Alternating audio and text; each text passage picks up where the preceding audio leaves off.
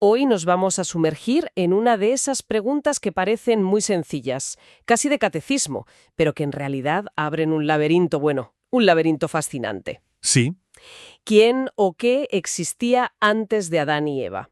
Porque las fuentes que hemos estado analizando, que son una mezcla de textos bíblicos, interpretaciones rabínicas, textos místicos, de todo. ujú, nos dicen que la respuesta no es nada, ni mucho menos. Sugieren un universo que ya estaba poblado y con una historia en marcha. Efectivamente. Y lo que se ve en estas fuentes es que todo este material se puede agrupar, digamos, en dos grandes ideas. A ver, Por un lado, la idea de que en los cielos ya había, por así decirlo, público, antes de que empezara la función. Unos seres celestiales que fueron testigos de todo. vale. Y por otro, algo mucho más pegado a la tierra y, si cabe, más polémico. La posibilidad de que aquí abajo, en nuestro mundo, ya hubiera gente. Pues empecemos por ese público estelar, porque la evidencia es sorprendentemente directa y la encontramos en uno de los libros más antiguos de la Biblia, Job. Sí. En el capítulo 38, Dios está, bueno, básicamente poniendo a Job en su sitio y le lanza una pregunta retórica que es increíble. Es potentísima. Le dice, ¿dónde estabas tú cuando yo fundaba la tierra, cuando alababan todas las estrellas del alma y se regocijaban todos los hijos de Dios? Es un pasaje muy poético, pero teológicamente es una bomba. Totalmente. Establece sin ninguna ambigüedad que en el momento de la creación de la tierra había seres, hijos de Dios, que no solo existían, sino que estaban celebrando. Eran, vamos, la primera audiencia del cosmos. Claro.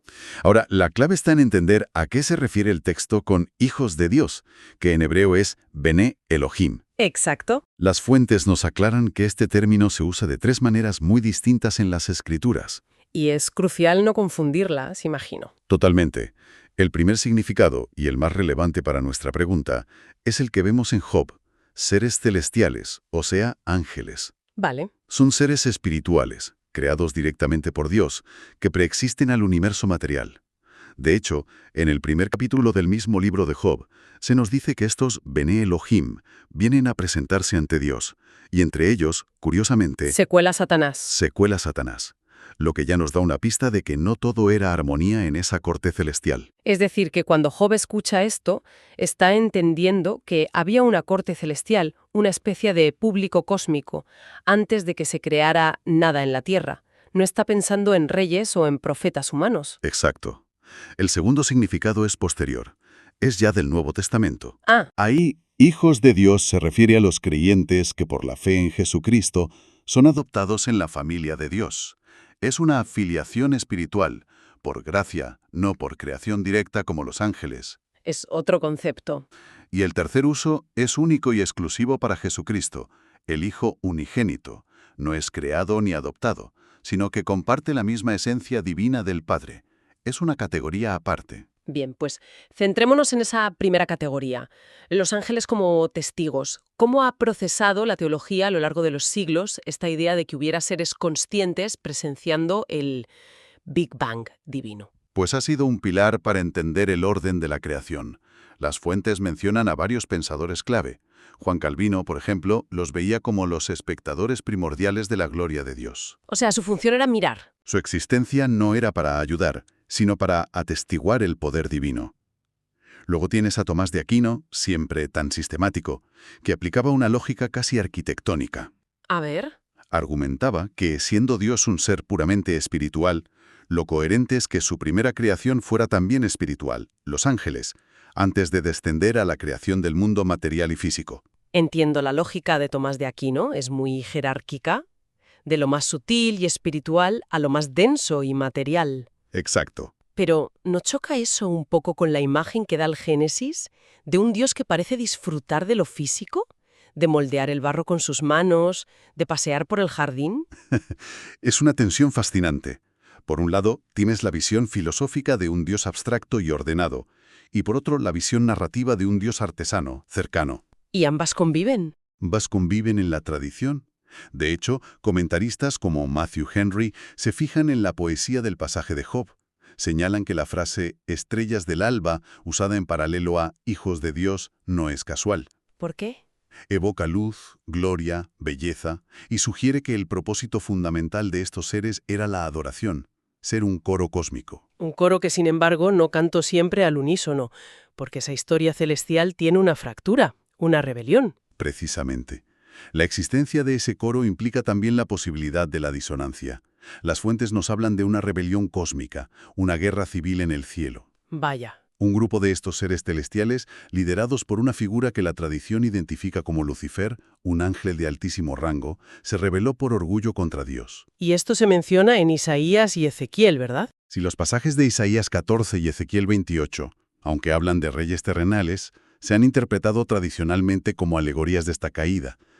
Y el libro de Apocalipsis es muy gráfico. Habla de que el dragón arrastró con su cola a la tercera parte de las estrellas del cielo. La tercera parte. Esos seres pasaron de ser agentes de la voluntad divina a ser sus opositores, los demonios. Así que, antes de Adán, ya existía el bien y el mal, la lealtad y la traición, en un plano no humano. Entendido. Tenemos un drama cósmico en los cielos antes de que la Tierra siquiera tuviera luz. Pero si bajamos de las nubes y ponemos los pies en el barro del Génesis, las pistas que mencionan las fuentes son para mí todavía más desconcertantes. Es que hablan de gente, y aquí es donde el texto sagrado se convierte en un texto casi detectivesco. Las fuentes que hemos analizado se fijan en varias pistas que desafían la idea de que Adán, Eva y sus primeros hijos estuvieran solos en el mundo. ¿Vale? La primera y más famosa es el miedo de Caín. Tras asesinar a Abel, Dios lo condena al exilio, y Caín responde con pánico en Génesis 4:14. Cualquiera que me halle, me matará. Y esa pregunta es clave. ¿A quién teme? La respuesta tradicional es a sus futuros hermanos y sobrinos que nacerán, pero eso siempre me ha parecido un poco forzado. Un poco cogido con pinzas, sí. Como si el texto estirara el tiempo de una forma extraña para que encaje la historia. Es que el texto lo presenta como un miedo inmediato, y justo después de eso viene la segunda pista, aún más concreta, la esposa de Caín. Uf, esta es buena. El relato dice que Caín se fue a la tierra de Nod, y allí conoció a su mujer. No dice que se llevó a su hermana, lo cual ya plantearía otros problemas, Claro. sino que la encontró allí. El verbo implica un descubrimiento, que en Nod ya había gente, ya había mujeres. Y lo de la mujer es aún más directo, ¿sí? Es un detalle que parece puesto ahí a propósito para que nos hagamos preguntas. Pero hay más, porque la cosa no acaba con una pareja. ¿No? La cosa escala. La tercera pista es la ciudad de Caín. Génesis 4:17 dice que Caín edificó una ciudad. A ver, pensemos un momento en lo que implica una ciudad. Exacto. No es una cabaña ni un campamento. Requiere planificación, mano de obra, recursos y, sobre todo, una población para habitarla. ¿Quién construyó y vivió en esa ciudad si la humanidad se reducía a Caín y su nueva esposa? Es que la escala del relato salta de una familia a una civilización en un solo versículo. ¿No tiene sentido? A todo esto se suma un detalle lingüístico que las fuentes destacan y que es revelador. La palabra hebrea Adán. Sí. No siempre es un nombre propio. A menudo se usa como un sustantivo genérico que significa humanidad, el ser humano o incluso el terrícola. Por venir de Adamá, que es tierra. Exacto. Y hay un versículo en Génesis 5:2 que es alucinante y que a menudo pasa desapercibido. ¿Cuál? Dice, refiriéndose a la creación inicial, varón y hembra los creó y los bendijo, y llamó el nombre de ellos Adán, el día en que fueron creados. De ellos, en plural. Usa el pronombre plural, ellos. No habla de un individuo, sino de un colectivo, al que llama humanidad. Esto nos lleva de cabeza al que, según las fuentes, es el argumento textual más sólido de todos. No hay un relato de la creación en el Génesis, Sino dos. sino dos. Y son muy diferentes. Son como dos escenas de apertura distintas para la misma película. El primer relato, en Génesis 1, es majestuoso, cósmico. El nombre que se usa para Dios es Elohim, un título que denota poder y soberanía. Sí, La creación es ordenada por días y culmina con la creación de la humanidad, a Adán, de forma colectiva y simultánea. Varón y hembra los creó, a su imagen. No se habla de polvo, ni de costillas, ni de un jardín concreto. es una creación a gran escala. Y de repente, en Génesis 2, el tono cambia por completo. Radicalmente. El nombre de Dios cambia a Yahweh Elohim, un nombre mucho más personal, cercano, relacional. La cámara se acerca. ¿Vale? La creación ya no es simultánea, sino secuencial. Yahweh forma a un hombre, a este sí lo llama Adán como nombre propio, del polvo de la tierra. Lo coloca en un lugar geográfico específico, el Edén, y solo después Después, al ver que está solo. crea a Eva no de la tierra, sino de una de sus costillas. Entonces no es solo una repetición con más detalles, son dos enfoques, casi dos cámaras distintas filmando el origen, una con un gran angular cósmico y la otra con un primer plano muy terrenal. Justo. ¿Es posible que estén describiendo dos eventos diferentes? Esa es la gran pregunta que ha llevado a siglos de interpretaciones fascinantes. ¿Cómo armonizamos todo esto? El miedo de Caín, la ciudad, los dos relatos. Claro. Las fuentes nos presentan varias teorías para intentar resolver el puzzle. Vamos a explorarlas, porque aquí es donde la cosa se pone realmente interesante. Una de las interpretaciones más profundas viene de la tradición judía, de grandes rabinos medievales como Nachmanides. ¿Y qué proponía? Él proponía una distinción radical. Una cosa es la humanidad biológica y otra la humanidad espiritual. Ah, qué bueno.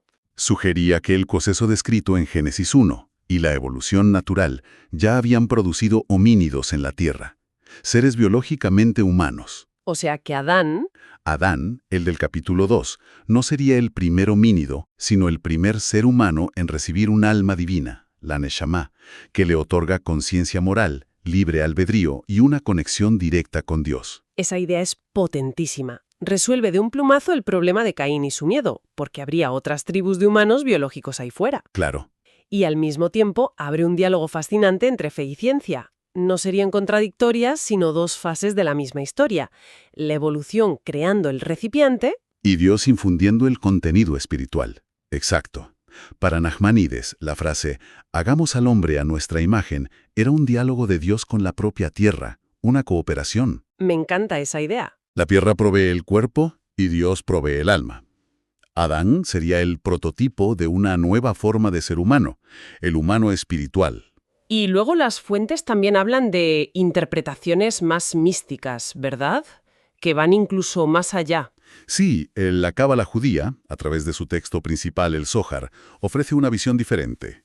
Postula una doble creación pero en un plano espiritual. A ver, ¿cómo es eso? Génesis 1 describiría la creación de un Adán Kadmón, un ser humano primordial, andrógino, una emanación de luz pura. Una especie de prototipo cósmico. Vale. Y tras una catástrofe espiritual, una caída o fragmentación de este ser de luz, Dios habría procedido en Génesis 2 a crear al Adán físico, el ser humano material y limitado que conocemos, ya dividido en hombre y mujer. Es como una versión mística de la idea de Nachmanides, pero en lugar de biología versus espíritu, es espíritu primordial versus espíritu encarnado. Eso es. Un prototipo perfecto y luego la versión terrenal con sus problemas inherentes. Precisamente. Y esta idea de prototipos nos lleva a otra interpretación rabínica que mencionan las fuentes, y que es, si cabe, más asombrosa. Aún más. Sí, proviene de un midrash, que es un tipo de comentario exegético que interpreta un versículo para decir que Dios creaba mundos y los destruía antes de crear el nuestro, Espera, para un momento. porque no cumplían con sus expectativas. Creaba mundos y los destruía. ¿Estamos hablando de una especie de borrador divino? ¿De prototipos del universo que acabaron en la papelera cósmica? Básicamente. Esa idea es tan caótica y a la vez tan fascinante. Implica un Dios que no acierta a la primera, que prueba y hierra, lo cual es una imagen muy diferente a la del creador infalible. Es una imagen de un Dios que busca la perfección a través de un proceso. Y en esa misma línea, otra fuente rabínica, basándose en un cálculo complejo sobre un versículo del Salmo 115, Sí. llega a una conclusión numérica pasmosa. Sugiere que existieron 974 generaciones de seres humanos antes de Adán. Un momento. ¿974 generaciones? Sí, sí. Eso no es una metáfora, es un cálculo. ¿De dónde sacan un número tan preciso? ¿Qué implicaría eso para la cronología bíblica que todos conocemos, esa que empieza hace unos 6.000 años? Lo volaría por los aires, claro.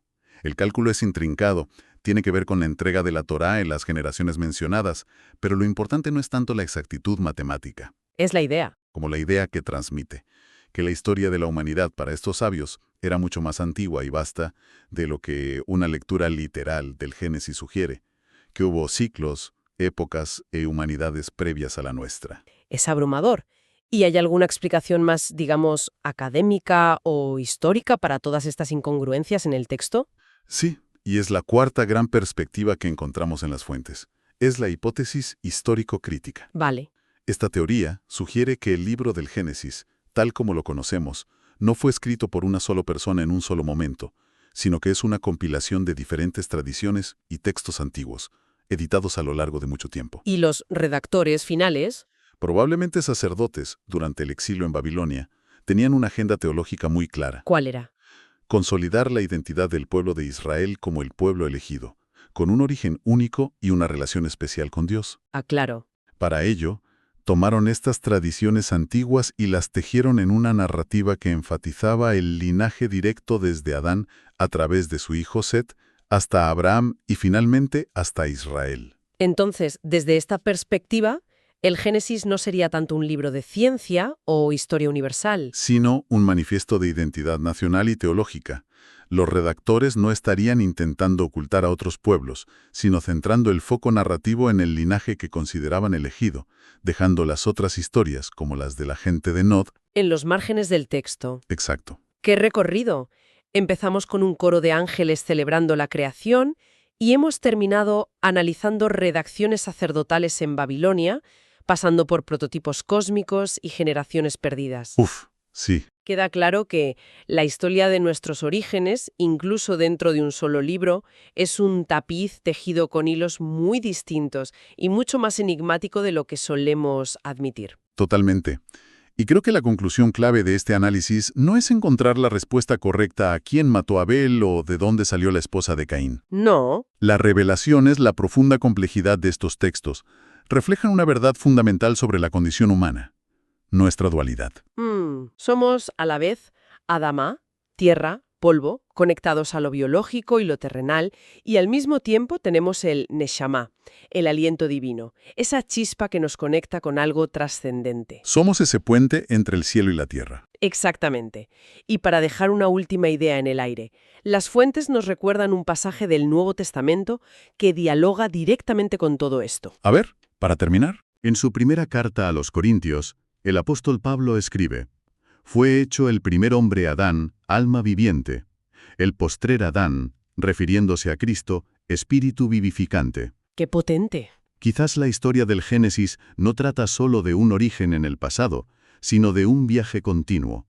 Un viaje desde ese estado puramente terrenal y caído, el del primer Adán, hacia un potencial espiritual renovado. Claro. La pregunta final entonces no es solo quién vino antes de Adán, sino qué versión de la humanidad, la del polvo o la del aliento, elige cada persona encarnar hoy.